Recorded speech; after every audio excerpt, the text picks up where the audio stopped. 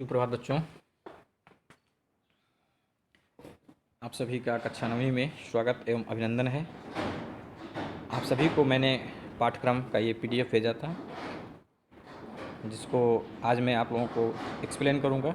इस पीडीएफ में इस जो पाठ्यक्रम भेजा गया है, इस पाठ्यक्रम में आपका संपूर्ण यानी इस सेशन का 2021-22 का संपूर्ण पाठ्यक्रम दिया गया। पाठ्यक्रम यानी सिलेबस दिया गया है।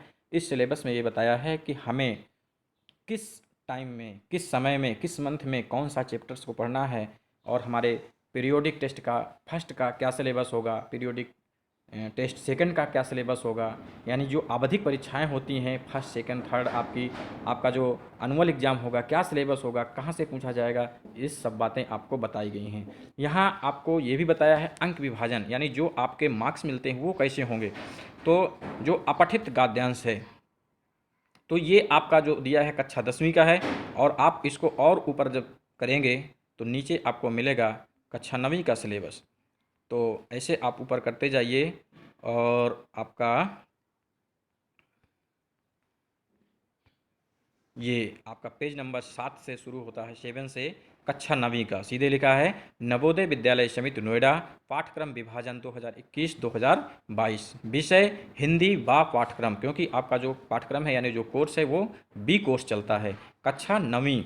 तो आपका यहाँ पर दिया है अंक विभाजन। अंक विभाजन जो आपकी परीक्षा में किस चैप्टर किस पुस्तक से कितने मार्क्स का आएगा वो आपको बता रहा है। बहुत से बच्चों को नहीं समझ में आ रहा, अपठित गद्यांश यानी जो अनसीन पैसेज आता है आपका, वो पैसेज जो होगा उसका आपका 9 मार्क्स मिलेगा, आपको 9 मार्क्स का पूछा जाएगा। और जो पोएट्री के रूप में होता है अपठित अनसीन पैसेज में, वो आपका होगा 6 मार्क्स का, यानी टोटल जो होगा वो होगा कितने का, 15 मार्क्स का।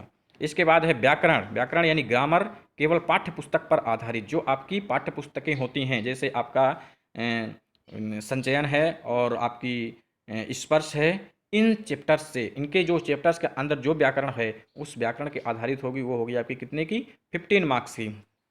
तीसरा में है आप गद्य खंड और पद्य खंड, पूरक पाठ्य पुस्तक। तो गद्य खंड में आपका जो आपके प्रोज से संबंधित हैं, और पद्य खंड में है जो आपके पोएट्री से संबंधित यानी कविता से संबंधित होते हैं। तो आपका जो स्पर्श में है, स्पर्श में आपके 10 मार्क्स का उससे क्वेश्चन आएगा।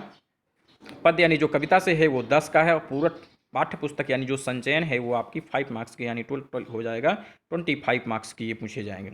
इसके बाद है लेखन। लेखन शैली, जिसमें आपका आता है पत्र लेखन, निबंध लेखन, संवाद लेखन और विज्ञापन लेखन, यानी जो एडवर्टाइजमेंट लिखते हैं। ये जो लेखन हैं आपके 5, ये 5 लेखन होंगे, 5 नंबर का एक होगा, और ये होंगे टोटल 25 मार्क्स के, यानी 25 मार्क्स के। इस तरह से आपके ये कितने में पहुंच रहे हैं, 15, 30 और 25, कितना हो जाएगा आपका, 30 टू 55, और 25 को प्लस कर दोगे आप इसमें तो हो जाएगा कितना, 80 मार्क्स। जो आपका संपूर्ण क्वेश्चन पूछा जाता है, पेपर होता है, वो आपका 80 मार्क्स का हो जाता है। इसके बाद 20 मार्क्स का जो होता है आपका, वो इंटरनल का होता है, जो आपको किससे मिलेगा, अनुकार्य, गृह कार्य, विषय संवर्धन, यानी जो सब्जेक्ट इनरिचमेंट के संबंधित होते हैं, जो श्रवण वाचन और वाचन, श्रवण सुनाने और वाचन जो बोलने से 2.5 यानी 2 हाफ का करके 5-5 करके, तो अनुकार है आपका 10 मार्क्स का, और गृह कार्य जो मिलता है आप करते हैं सही से तो 5 मार्क्स, और आपके जो ये हैं विषय संवर्धन सब्जेक्ट इनरिचमेंट 5, यानी 10, 5, 15 और 5, 20, तो ये टोटल हो जाता है आपका 100 मार्क्स, और 100 मार्क्स का आपका होता है। तो ये रहा आपका क्या, अंक से संबंधित, मार्क्स से संबंधित। अब आप आइए अपने पाठ्यक्रम में, जिसको पढ़ करके हम जो अभी आपने आपको बताया 80 मार्क्स या 50 मार्क्स या 20 मार्क्स या 15 मार्क्स, जो भी मैंने आपको डिवाइड बताया, वो डिवाइड इन पाठ्य पुस्तकों के पाठ्यक्रम को पढ़ करके ही आपको प्राप्त होंगे। तो आप ये देखिए, स्पर्श भाग 2 आपकी पाठ्यपुस्तक में लिखा है, स्पर्श भाग 2 गद्य खंड, जो आपका हमको पढ़ाना है कब, धूल रामविलास शर्मा, दुख का अधिकार यशपाल। पद्य खंड है, पद पहला रैदास। फिर है दूसरा संचयन, आपकी जो पूरक पाठ्य पुस्तक है, इसका पहला चैप्टर है गिल्लू महादेवी वर्मा।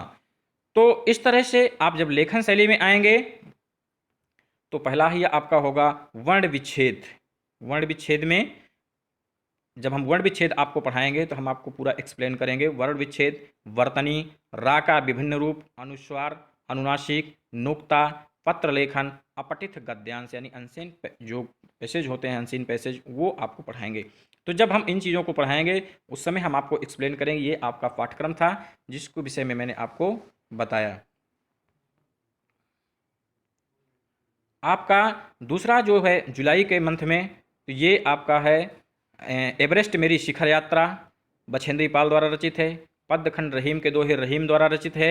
संचयन पूरक पाठ्य पुस्तक स्मृति श्री राम शर्मा की पुस्तक है, जो आपका इस पर से 10 मार्क्स, संचयन 5 मार्क्स और व्याकरण 12 मार्क्स आपको सिलेबस में बताया जा चुका है। इस तरह से और आप आगे जब बढ़ते हैं तो आप देखते हैं लेखन शैली में आपको पढ़ाया जाएगा उपसर्ग, प्रत्यय से संबंधित शब्द निर्माण, अपठित पद्यांश और अनुच्छेद लेखन। अगस्त के मंथ में है आपके गद्य खंड में तुम कब जाओगे अतिथि, शरद जोशी द्वारा रचित है।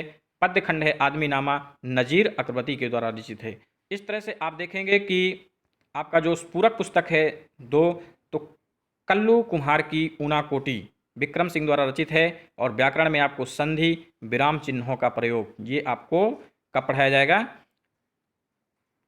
अगस्त और सितंबर के बीच। सितंबर में है आपका देखिए गद्य खंड कीचड़ का काव्य, आपको पढ़ाया जाएगा कीचड़ का काव्य, जो काका कालेकर के द्वारा रचित है।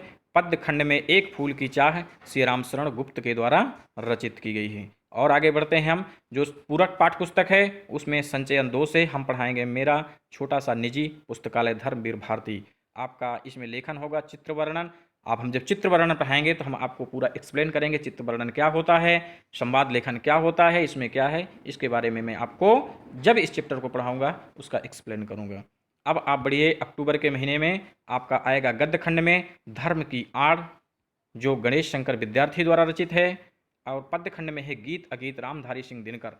इस तरह से आप नवंबर के मंथ में जब आते हैं तो वैज्ञानिक चेतना के वाहक चंद्रशेखर वेंकट रमण के बारे में पढ़ेंगे।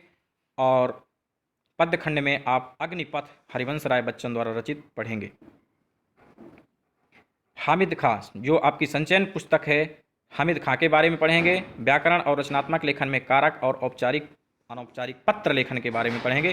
क्या औपचारिक होता है, क्या अनौपचारिक होता है, मैंने आपको क्लास 6, 7, 8 की क्लास में भी पढ़ाया था, लेकिन फिर भी मैं आपको जब पढ़ाना शुरू करूंगा पुनः आपको पुनः शुरू से मैं एक्सप्लेन करूंगा और उस समय मैं आपको बताऊंगा औपचारिक क्या है और अनौपचारिक क्या होता है। दिसंबर के महीने में आपका आएगा गद्य खंड में शुक्र तारे के समान, स्वामी आनंद द्वारा रचित है ये। पद्य खंड में है नए इलाके में खुशबू रचते हाथ, अरुण कमल द्वारा रचित। संचयन में है दिए जल उठे, मधुकर उपाध्याय द्वारा रचित है। लेखन शैली में आपका संधि होगा, उसके बाद हो जाएगा आपका आवधिक परीक्षण तृतीय यानी PWT 3rd। इसके बाद आपका जनवरी के महीने में आपका रिवीजन होगा और आपके गद्य खंड पद्य खंड यानी जो आपका है काव्य और गद्य और कविता के बारे में है, व्याकरण और रचनात्मक लेखन है, इनके बारे में आपको इसके बाद फरवरी में आपका क्या होगा, रिवीजन होगा। इस तरह से आपका पूरा पाठ्यक्रम क्लियर हो जाता है। जो आपको पढ़ना है और जो पुस्तकें हैं उन पुस्तकों के बारे में बताया है।